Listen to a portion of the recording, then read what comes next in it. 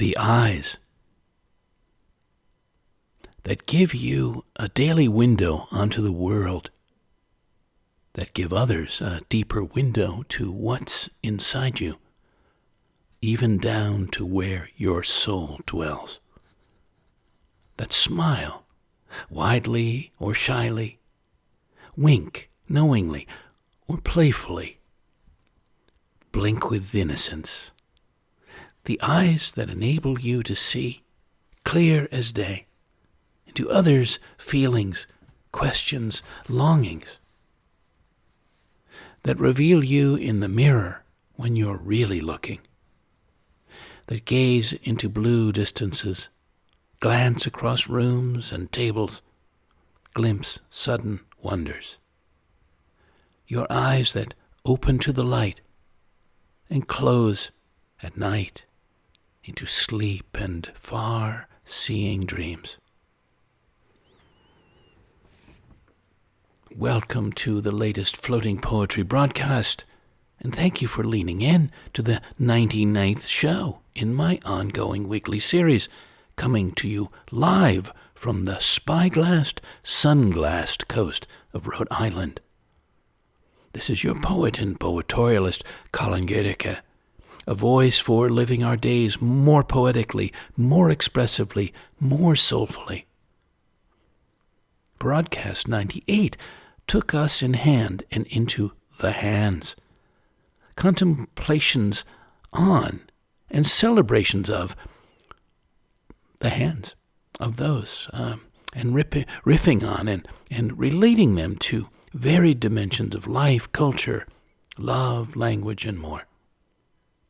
For this show, musing and marveling on the eyes, our windows on the world, the windows into ourselves, our souls, these remarkable organs, gifts of such gleaning and such great expressing and revealing. Well, I sourced all kinds of commentary, poetry, and inquiry for us, so let's wink into it. See what intrigues or inspires us, and what we together newly discover. Why not begin with Leonardo da Vinci, from the book Leonardo's Brain by Leonard Schlein, whose interest in ophthalmology, he writes, led him to correctly identify how the lens of the eye inverts the image that we see on the retina upside down. His amazement while contemplating the service that the eye performed led him to write passionately, "The eye, which is the window of the soul, is the chief organ whereby the understanding can have the most complete and magnificent view of the infinite works of nature. Now do you not see that the eye embraces the beauty of the whole world? It counsels and corrects all the arts of mankind. It is the prince of mathematics, and the sciences founded on it are absolutely certain. It has measured the distances and sizes of the stars. It has discovered the elements and their location. It has given birth to architecture and to perspective and the divine art of painting. O excellent thing, superior to all others created by God, what praises can do justice to your nobility? What peoples, what tongues will fully describe your function? The eye is the window of the human body through which it feels its way and enjoys the beauty of the world. Owing to the eye, the soul is content to stay in its bodily prison, for without it such bodily prison is torture. O marvelous, stupendous necessity! Thou, with supreme reason, compellest all effects to be the direct result of their causes, and by a supreme and irrevocable law, every natural action obeys thee by the shortest process possible. Who would believe that so small a space could contain all the images of the universe?" Well, thank you, Leonardo da Vinci and Leonard Schlein, for bringing that to us. I began calling to mind for our program the eyes of friends and others, past and present, that said so much to me, that I saw so much through, and often beautifully and memorably. So I'll share one of these with you right this moment, and actually maybe two of them. And you can think perhaps not just of this, but of ones that have moved you. This is Earl's Eyes. For Earl Burkett on his 83rd birthday. He's not on the planet anymore, but on his 83rd he was back in 2007. Earl's Eyes. Blue as blue hydrangeas. They've seen the world in war, at war and peace. Mountains and the men who move them. Children and grandchildren come and childhood go. Thousands of moons full and waxing, suns rising, faces of all kinds and cultures smiling. They've opened widely in love and closed shyly in kisses, cried for a lifetime of joys and sorrows, of sentiments and great moments of exuberance. And the more they see and let and light inside, the more we see, through those luminous, endless blue eyes of you.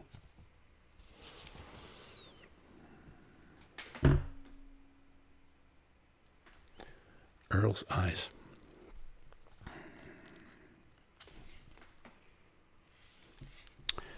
Here's Donald Fairchild's poem, Man with Blue Eyes.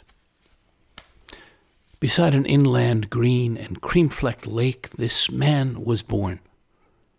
The air upon the wooded cliff was live with water sound and fresh and clean. The noise of water birds shrilled under trees and over long, still, dusty garden rows. When winter gales cried up the lanes, the roar was proud and free as wild far water winds. Everywhere, all seasons, there was water life, alive and quickening the prairie shore.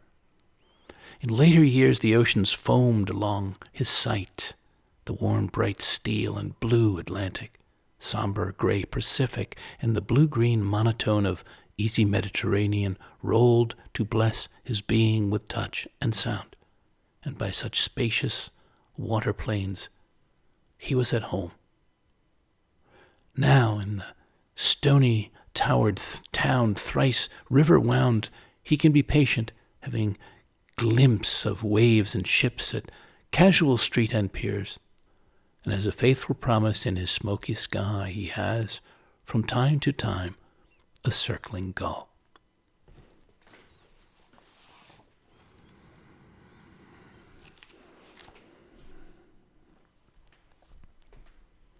Here's one other of mine from Sag Harbor, New York, for a soul sister back in her 47th birthday. The Eyes Have It. This was for Janie McCarroll Erickson. The ones that travel far inside the being, seers and seen, holders and beholders. Yours, eyes of light and shadow, liveliness and quietness, loveliness, tenderness. The ones that travel far out invite you close in, allow you to open wide, show your whole self, that meet you soul to soul in a wild irised place. The Eyes Have It. Well, shall we look more often, my friends, into the souls of those close to us? I think that would be a good thing. From the Marginalia and How Our Vision Works, the science of why we see the world as a continuous panorama rather than a series of disconnected snapshots. And this is about from Ricky Lewis's book, The Forever Fix. Interesting book.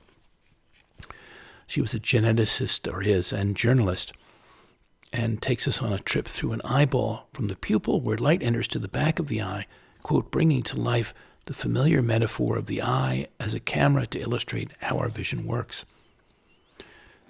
So in there she says, the comparison of the human eye to an old-fashioned camera is apt. The back of the retina is like a sheet of photographic film. Each eye has 100 million of these long, skinny cells, and each has about 2,000 translucent discs that fold inward from the surrounding cell membrane, making the rod look a little like an electric toothbrush. The aligned discs resemble toothbrush bristles at one end, and a neural connection at the other end of the cell that goes to the brain corresponds to the part of the toothbrush that plugs into a power outlet. Embedded in the rod's folded discs are many molecules of a pigment called rhodopsin, which actually provides the vision. Okay, thank you, Ricky Lewis. And I dialed up some from worldatlas.com, some fascinating facts about the human eye. Here's a few. Your eyes perceive the world in millions of colors, but if you are colorblind, you have trouble differentiating between red and green. The average person is said to blink about 15 to 20 times per minute, so you're blinking for 10% of all your waking hours. About 41% of all Americans have brown eyes. I didn't know that. But human eyes actually come in 6 different hues: blue, brown, amber, gray, green, hazel, and surprisingly, red. Don't know anybody with red eyes, but I'm going to keep an eye out for them. From becbeauty.com, a few more. Your eyes focus on 50 different objects every second. 80% of all learning comes through the eyes. Your eyes can detect a candle flame 1.7 miles away. And the optic nerve contains more than 1 million nerve cells. Fascinating indeed. And then from eye-conic, conic.com, about facts about animal eyes. There were a few here that intrigued me. The shark cornea has been used in human eye surgeries because of its similarity to the human cornea. Geckos can see colors almost 350 times better than humans, even in the moonlight. Camels have 3 eyelids, but because they're as thin as paper, they can still see even with all 3 eyelids closed. Snakes have 2 sets of eyes, one set used to see and the other to detect heat and movement. I was curious, of course, about symbols, some of which we would know, like from the dollar bill, the U.S. dollar bill. This is from Zenzar, the Zenzar blog, Z-E-N-Z-A-R. Z-E-N-Z-A-R. The all-seeing eye is a symbol that has existed for thousands of years throughout various cultures and religions. It has, in many ways, become a symbol of hegemony, in which it symbolizes the existence of massive surveillance networks.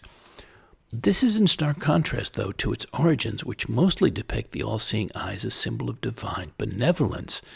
From the ancient period of India, Egypt, in the Middle East, all the way to the Renaissance period of Europe, the all-seeing eye has always represented the watchful eye of a higher being. More often than not, in this context, it was associated with protection or wisdom rather than some dark, omnipresent being. With the current status of this symbol in disarray, now more than ever would be a good time to take a step back and truly allow ourselves to think about what version of the all-seeing eye we want to be our prevailing image. And a little more via the marginalian for us on art in the mind's eye and the works of John Ruskin as a point, case in point. He was, of course, the great Victorian art critic, philosopher, and philanthropist from 1819 to 1900.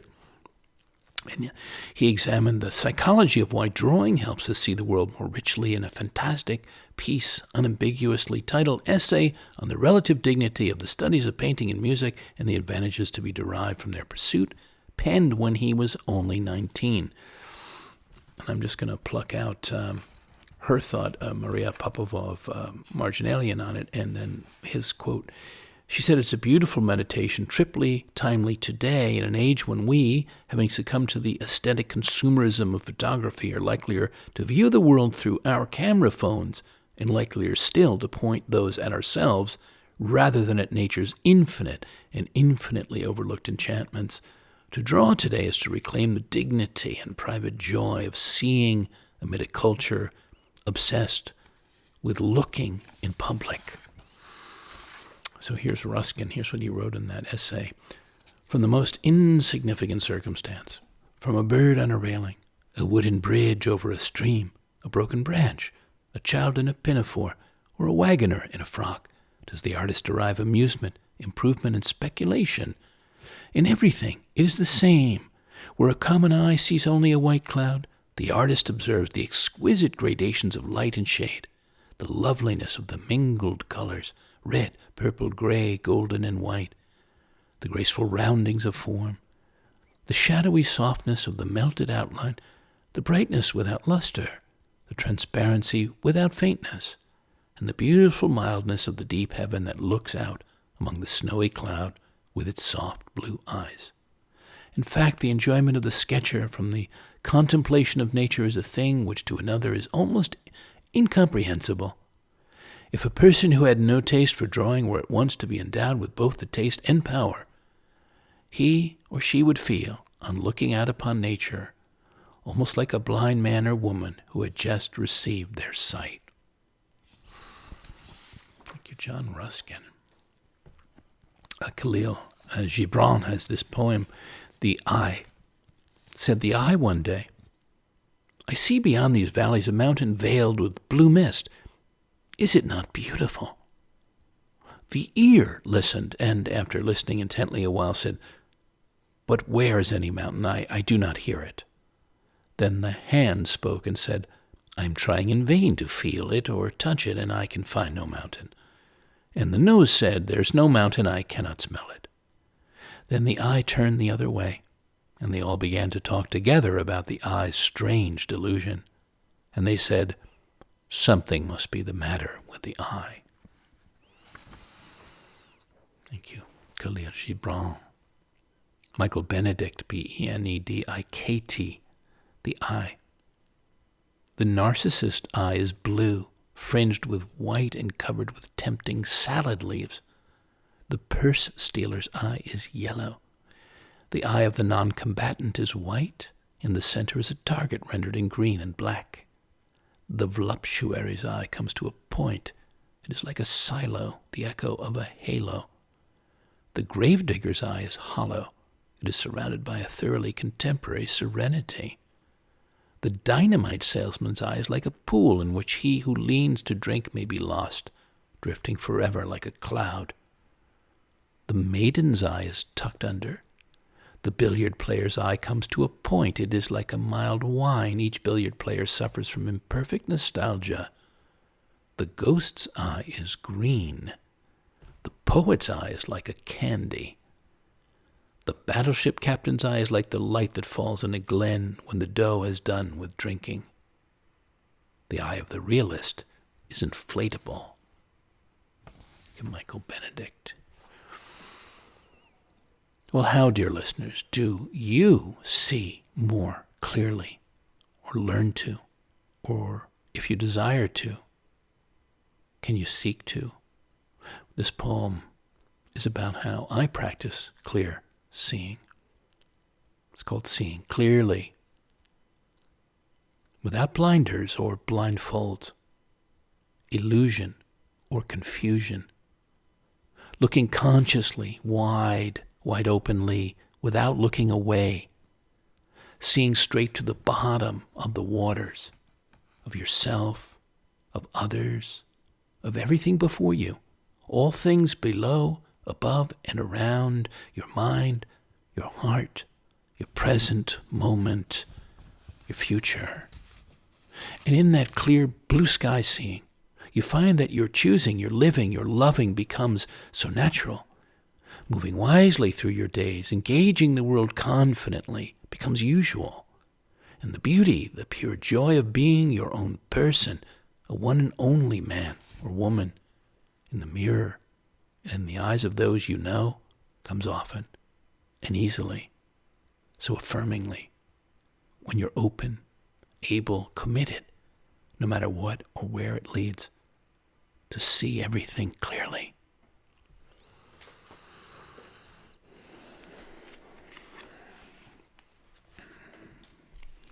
William Matthews' poem, Eyes, from Selected Poems and Translations. The only parts of the body the same size at birth as they'll always be. That's why all babies are beautiful, Thurber used to say as he grew blind. Not dark, he'd go on to explain, but floating in a pale light always, a kind of candlelit murk from a sourceless light. He needed dark to see. For a while he drew on black paper with white pastel chalk, but it grew worse. Light bored into his eyes, but where did it go? Into a sea of phosphenes, along the wet fuse of some dead nerve. It hid everywhere and couldn't be found. I've used up 3 guesses, all of them right. It's like scuba diving, going down into the black cone tip that dives farther than I can, though I dive closer all the time.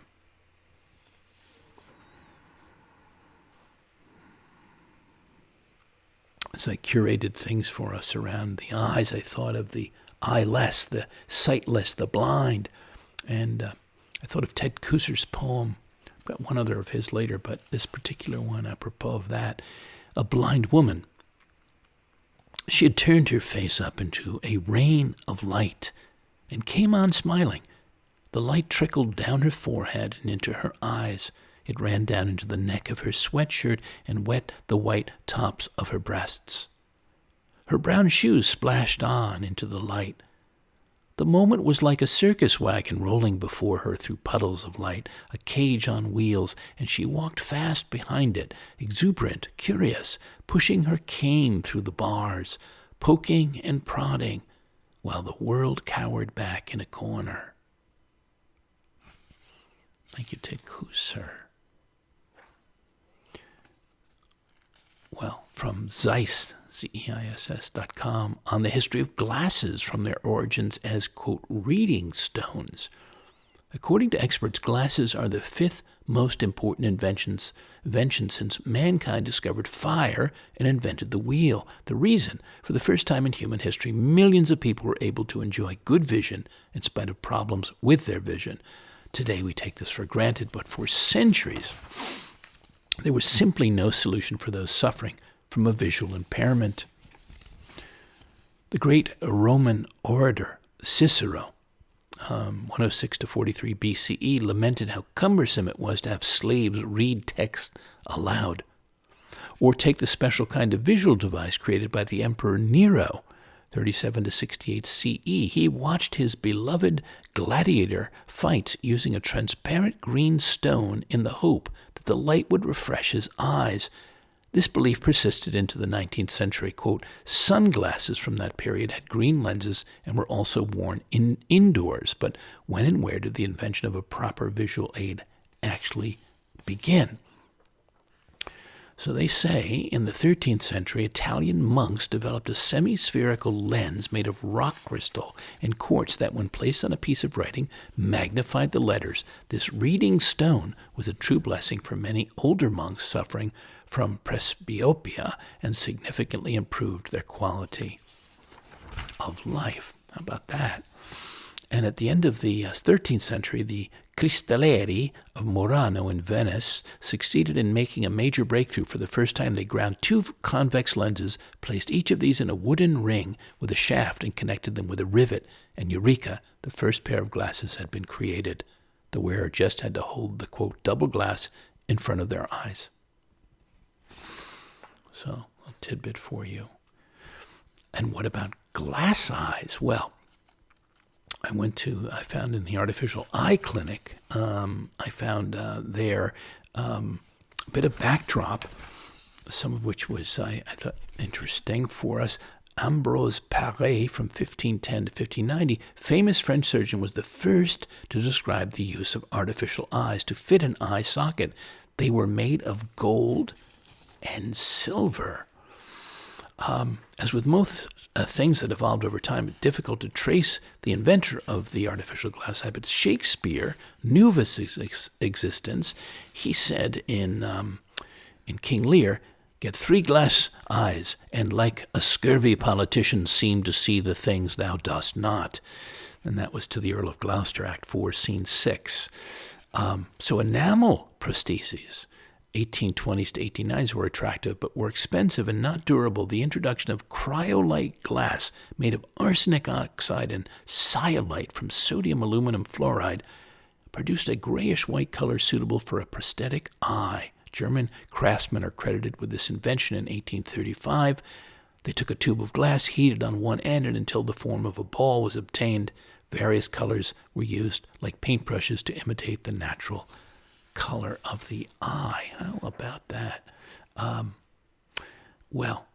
So time goes on, and the companies were custom making these things in New York City, sold them to regional eye care practitioners. I saw some very amusing ads about these things from the States. Artificial human eyes, $4 fitted, et cetera, fitted to give natural expression. Very, very interesting. And I thought of a story of a great uncle of mine. His name was Bill Murray, like great uncle, and he was a very aristocratic gentleman from the old school. And he was a superb golfer, and he once at his club, the Baltusrol Club, he lost his eye. His eye was knocked out, let's say. I'll tell you about how that happened. But I remember seeing him with this glass eye, and when I asked what was that all about, he was out playing golf one day, and someone yelled 4, and he looked up, and that other person's golf ball hit him smack in his eye, and that destroyed his eye. So he had to have a glass eye put in. It turned out that the golfer who made that hit that ball was the Duke of Windsor, and wound up. He apologized profusely, and they became great friends. And so there was an interesting story that carried on from there about that glass eye. So yes, whenever I think of these things, as I did this time around, I thought of him and that. A toast to him and the ether.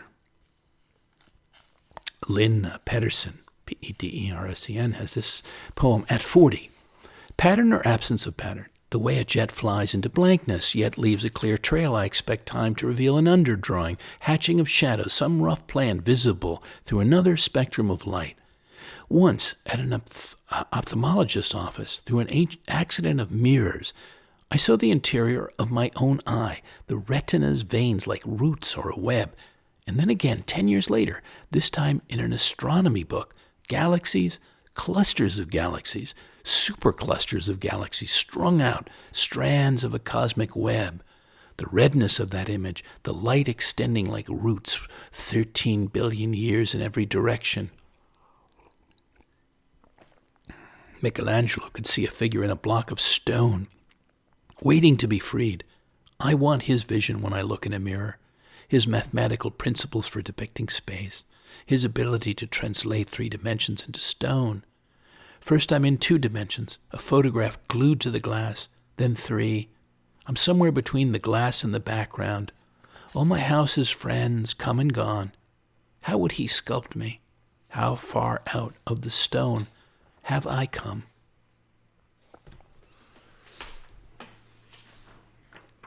Thank you, Lynn Pedersen. Well, something I had years back was a pterygium, and it was kind of a growth on my eye, extra tissue on my eye. And if you don't know about it, Pterygium, and I had to have surgery to remove that and have a graft made to go over the empty spot. All well since, but it was quite an interesting journey about that, and I thought of it very metaphorically, and I wrote this poem about it, Contemplation on a Pterygium. It's called Eye Opening. And my surgeon was quite taken with that. She says, no one's ever written a poem about an eye operation, and could I share it with my patients, other patients? I said, of course, and she did.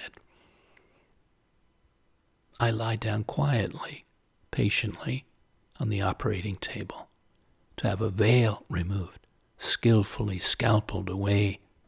A pterygium, triangular from the Greek, a kind of wing, though not for flight. Yet feel sure the surgery is beyond physical, is in stereo metaphysical, a sacred optometry to further free my inner eye. to create a greater opening through which I can more clearly, unobstructedly perceive the alchemies, beauties, totalities of the light and life around me.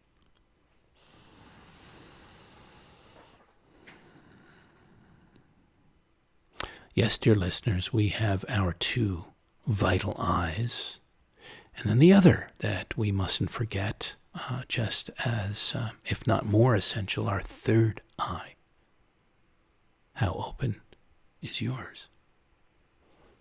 Open your eye.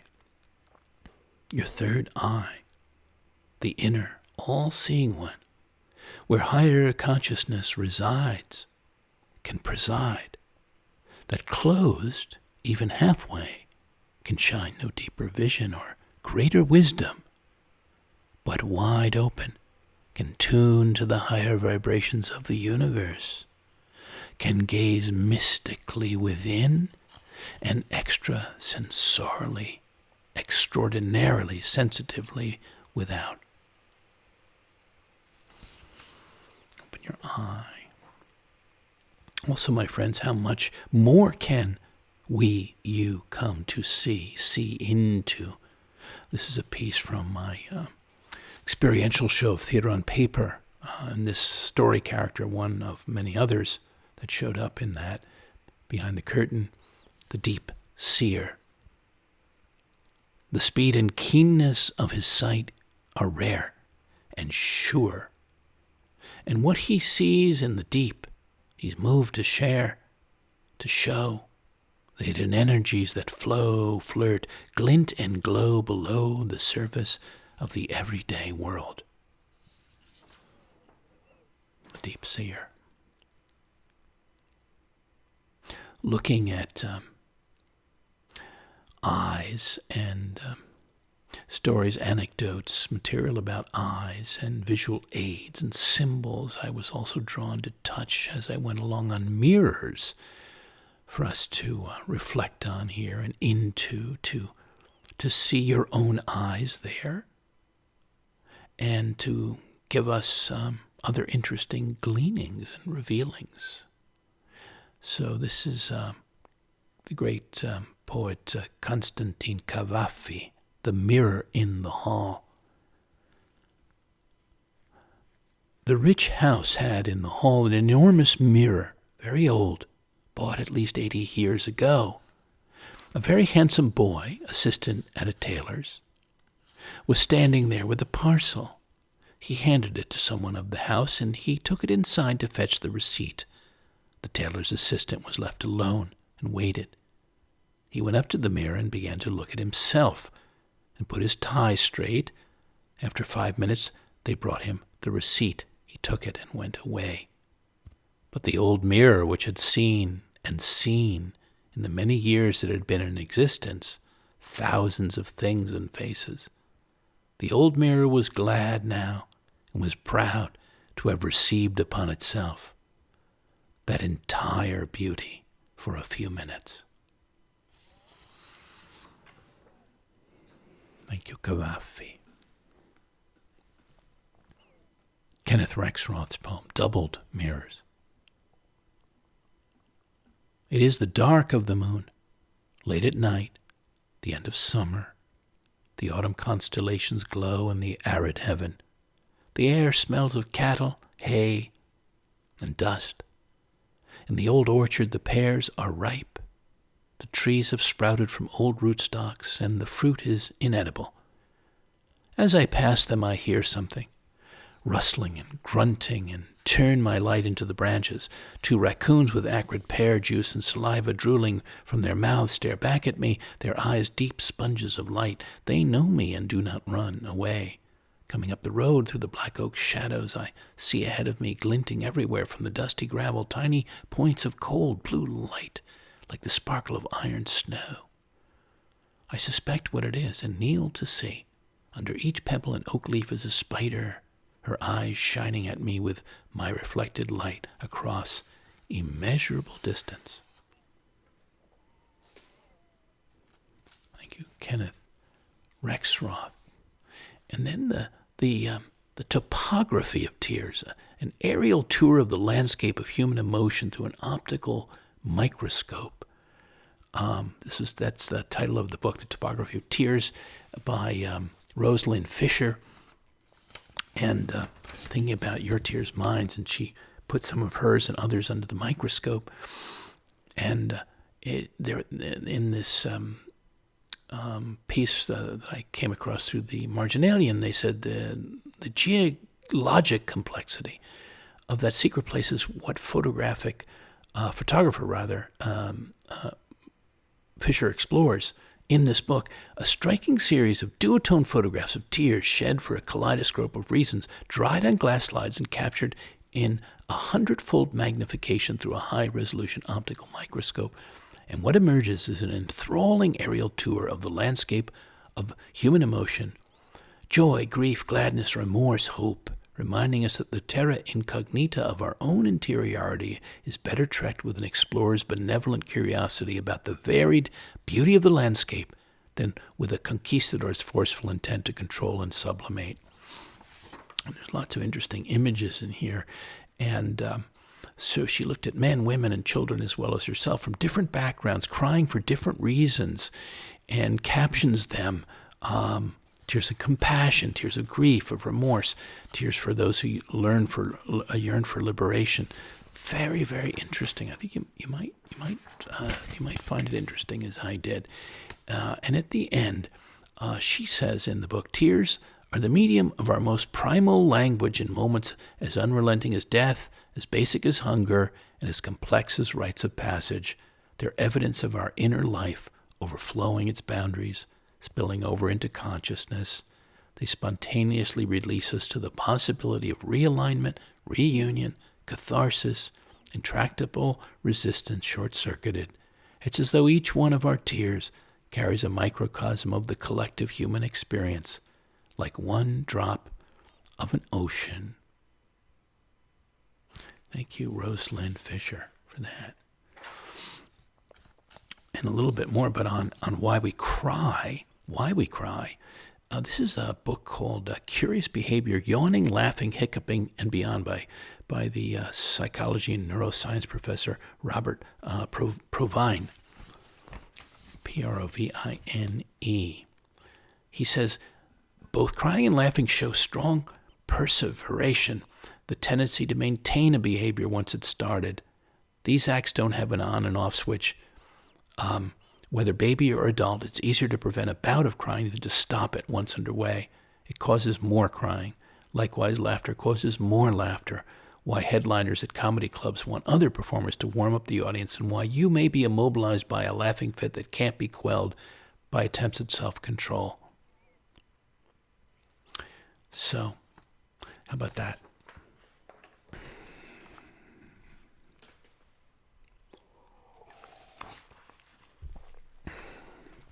Well, I'd like to share this poem of mine with you, apropos of tears, and where they flow from when they flow from me.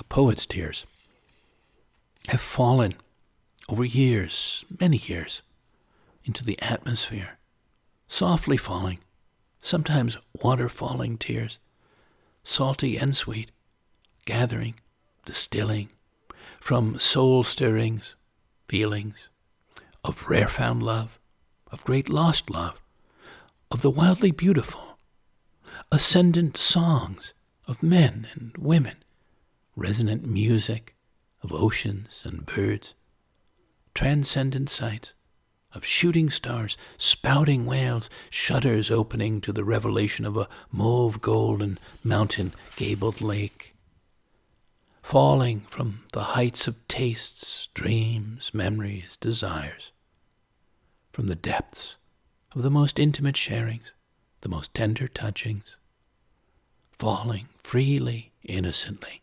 often from pure wonder, from the elation, the jubilation of being, filling to overspilling, countless vessels, moments, molecules. The poet's tears. I was going to share with you won't spend much time on it, but I was, all these different things we're talking about around eyes were eye patches. And of course, we think of pirates. And I came across from ancientorigins.com about the reasons why they wore eye patches, and other things about pirates I didn't know were actually myths about them. They didn't walk the plank. They rarely buried treasure, and they weren't always criminals. That was just a side discovery. And the life of the pirate was often better than most merchant seamen and naval personnel at the time. But the whole thing about that came in here was that they wore them because sometimes they had to go below decks to fight. And so having one patch which was accommodated to the dark already, they could quickly engage in the fighting than someone whose eyes took, obviously half a minute to adjust. So they were at a great advantage. And that was part of that story. And then I remembered back in the Yucatan in Mexico, 20 plus years ago, there was a little pirate I came across there, and wrote this poem about him, El Piratito Blanco, the little white pirate, in full rig, this swashbuckler, 3 feet tall, bandanaed and eye-patched, toy sword clasped round his waist, contemplating buried treasures, squawking parrots, peg legs and pistols, and jolly little Rogers like him, a regular Captain Kidd. Also thought about some of us, I wasn't around, I think, when this campaign ran, but some of you would know of it or maybe were around when it happened live, was the great Hathaway man campaigns for the Hathaway shirts. And it was quite iconic, and Ogilvy and Mather was the ad agency that came up with it. And well, in the 50s, this man named Ellerton Jett was the CEO of a small men's shirt company in Maine called Hathaway, and he was trying to find a way to change the smallness of the business, and they only had a little bit of money to spend on marketing. They hired Ogilvy and Mather, and so the firm set up a photo shoot where a distinguished-looking gentleman played by model Baron Wrangel would be standing at a fancy tailor wearing a Hathaway shirt. Well, on his way to the shoot, David Ogilvy stopped at a dime store, purchased a few 5-cent costume eye patches, and after he tried them on the model for something different, a few takes after it, and when they were looking at it, they decided they loved the eye patch photos and used them in the campaign. Well, the ad was printed, and the sales of the shirts skyrocketed, and the company ended up doubling their profits in less than 5 years. And the eye patch gave the ad an air of mystery and intrigue. Who is this man? How did he lose his eye? What's his story? Well, it became one of the great campaigns of all time, and good fortune for that company, the Hathaway man. Take a look that up on the internet. You could see some images of the original fellow.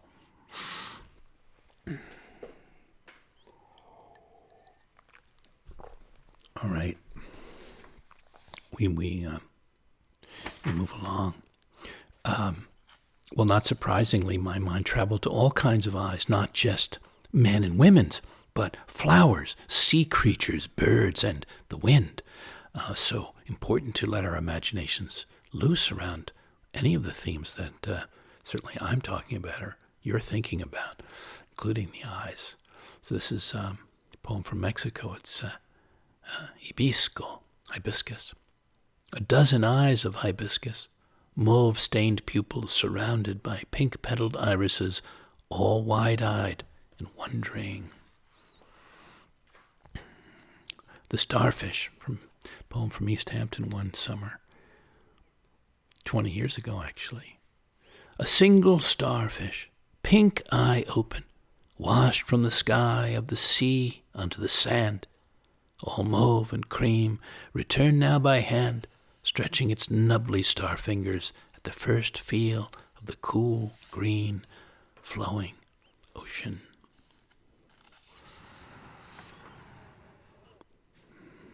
Here's another one of mine from Central Park West, New York City.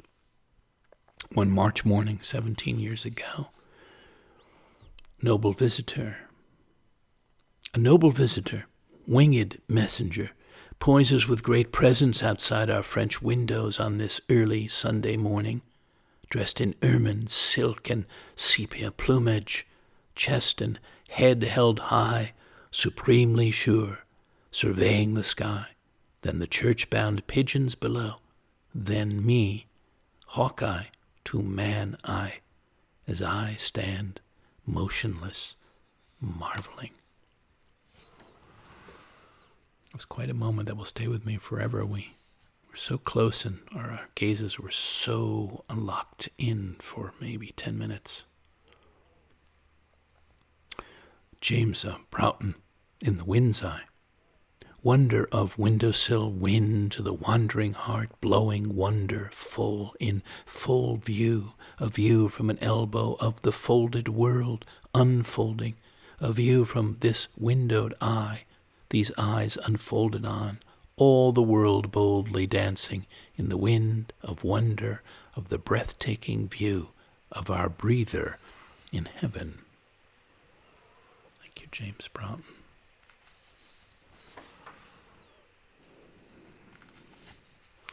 Amy Lowell's poem, An Aquarium, is such an optical feast. I had to include that for us. An aquarium, streaks of green and yellow iridescence, silver shiftings, rings veering out of rings, silver, gold, gray-green opaqueness sliding down, with sharp white bubbles shooting and dancing, flinging quickly outward, nosing the bubbles, swallowing them, fish, blue shadows against silver saffron water, the light rippling over them in steel-bright tremors, outspread translucent fins, flute fold and relapse. The threaded light prints through them on the pebbles in scarcely tarnished twinklings. Curving of spotted spines, slow upshifts, lazy convolutions. Then a sudden, swift straightening and darting below, oblique gray shadows athwart a pale casement, roped and curled, green man-eating eels slumber in undulate rhythms, with crests laid horizontal on their backs, barred fish, striped fish, uneven discs of fish slip, slide, whirl, turn, and never touch, metallic bluefish with fins wide and yellow and swaying like oriental fans, hold the sun in their bellies and glow with light, blue brilliance cut by black bars, an oblong pane of straw-colored shimmer, across it, in a tangent, a smear of rose black, silver, short twists and upstartings, rose black in a setting of bubbles, sunshine playing between red and black flowers on a blue and gold lawn, shadows and polished surfaces, facets of mauve and purple, a constant modulation of values, shaft-shaped, with green bead eyes, thick-nosed, heliotrope-colored, swift spots of chrysolite and coral, in the midst of green pearl amethyst irradiations. Outside, a willow tree flickers with little white jerks, and long blue waves rise steadily beyond the outer islands. Thank you, Amy Lowell.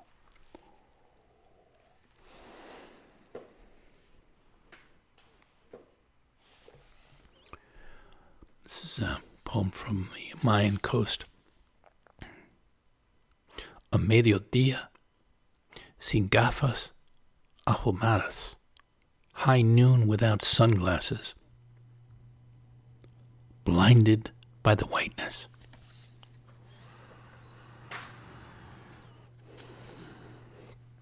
This is one of my oldest poems. This is from 1991, and so I was seeking out things for us.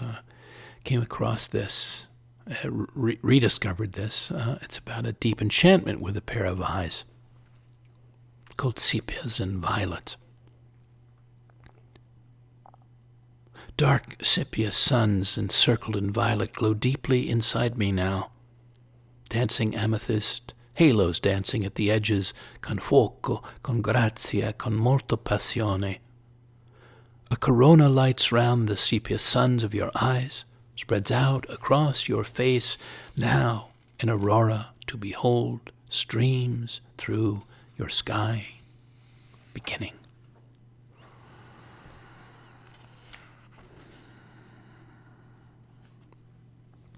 Well, dear listeners, what about the way we can see, feel, express dreaminess with our eyes, or seductiveness, or love, or other things on those lines? And this was from Cobble Hill, Brooklyn, some Mays back.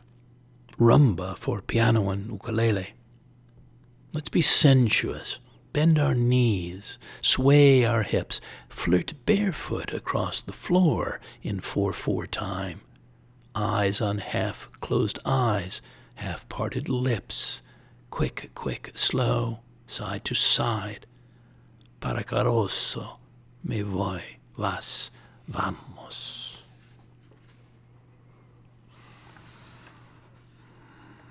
Ted Kooser once more after years.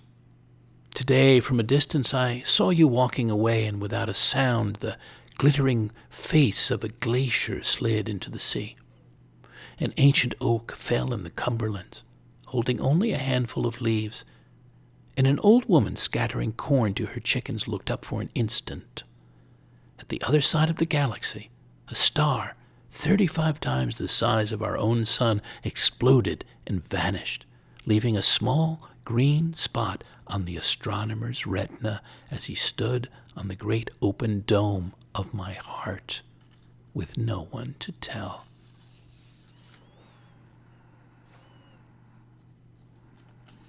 Thank you, Ted Kooser. Laura Riding Jackson has this beautiful poem, Eyes. Imagine two clouds shot together by the sunset, one river blue, one like a white cloth passed through a purple wine, dripping and faintly dyed, whirling centrifugally away toward the night and later halved and rounded by the moon, rolled like blue butterballs in the palms of the moon's hands and rimmed elliptically with almost white moonstuff, the moon's particular godmother gift.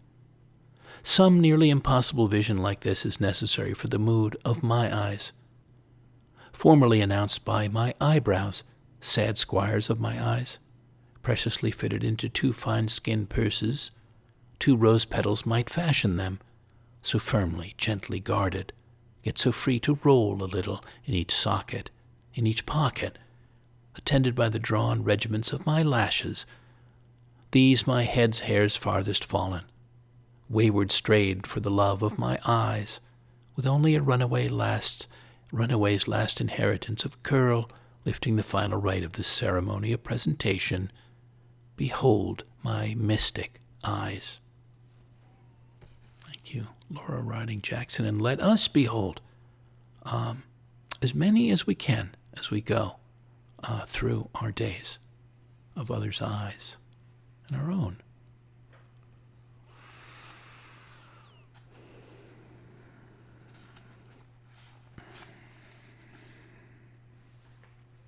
David Wagner, as we come now to our last handful of sharings for this time together. Our blindness. I see you now, and now with the sudden end of lamplight at the bedside, I've lost you for a brief while to the night, except for the pale drift of the pillow beside your face, and over your landscape, the softly touching whiteness of the sheet like a bed of snow. Now love is blind. We move to find what we can't see across the strange, familiar neighborhood of our bodies, like the blind when a snowfall is muffled and smoothed away all shapes from their feet and fingers to make a second blindness. We turn to all we know.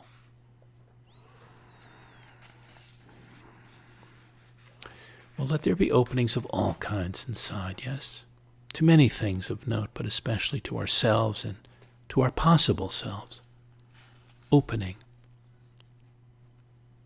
like an anemone, like a hand, like a book, like an oyster, like an eye, like a passage, like a seed, like a frontier.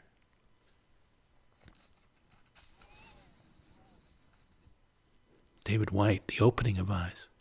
That day I saw beneath dark clouds the passing light over the water, and I heard the voice of the world speak out. I knew then, as I had before, life is no passing memory of what has been, nor the remaining pages in a great book waiting to be read. It is the opening of eyes long closed. It is the vision of far-off things seen for the silence they hold. It is the heart after years of secret conversing, speaking out loud in the clear air. It is Moses in the desert fallen to his knees before the lit bush. It is the man throwing away his shoes as if to enter heaven and finding himself astonished, opened at last, fallen in love with solid ground. Thank you, David White. And your eyes can do more than just see. This is Love in the Afternoon. Eyes kiss the silky mouth sand.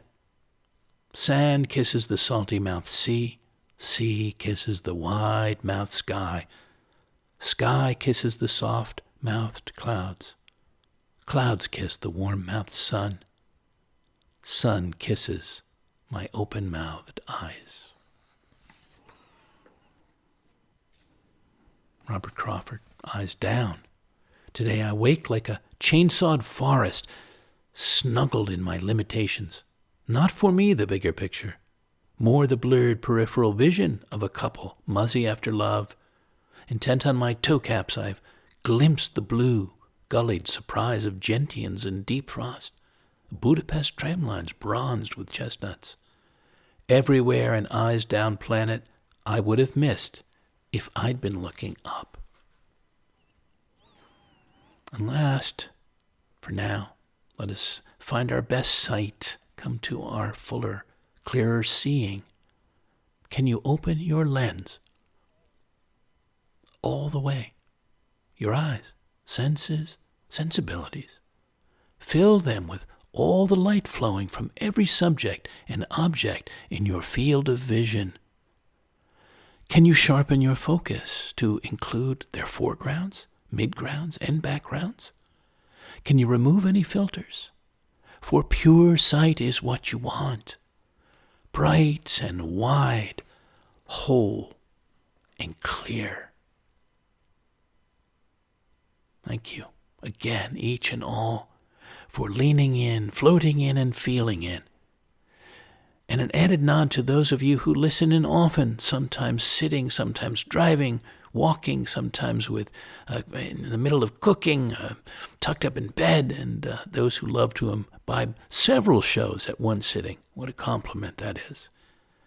Show 100 is next, and I'd love to hear from you what show so far in the series is your most favorite and why, and might share some of these then on show 100. So please send me a note on that. I'd be delighted to get it. My email is colin@thepoetorialist.com. If you'd like to give thanks for this show or an earlier one or for all of them with a donation, that'd be marvelous because every gift goes to support my creating of these programs. You can contribute by Venmo to fivefold at pipeline.com or directly through my site, thepoetorialist.com, and the Donate tab, or simply by mail to me at P.O. Box 1032, Westerly, Rhode Island 02891. If you'd like to be a patron who hosts me out in time as a working artist, a poet in residence, on a given property for a given time, the spring, summer, fall, or beyond, to create a new flight of poetic art and dedicate it to you, reach out and we'll explore the opportunity. I also welcome invitations to be a virtual artist in residence, a poetic presence for an online community. Meanwhile, you can hear all the broadcasts online, on YouTube, on the Floating Poetry playlist. I hope you'll lean in soon again. Till then, dear listeners, here's to looking into and through the eyes of yours and others to deeper places, and into those of the beautiful animals in the wild and those you are close to, all the eyes that speak to us, speak for us, and allow us to behold the precious moments and passing wonders of our lives and the larger world. Goodbye for now, and good spirits.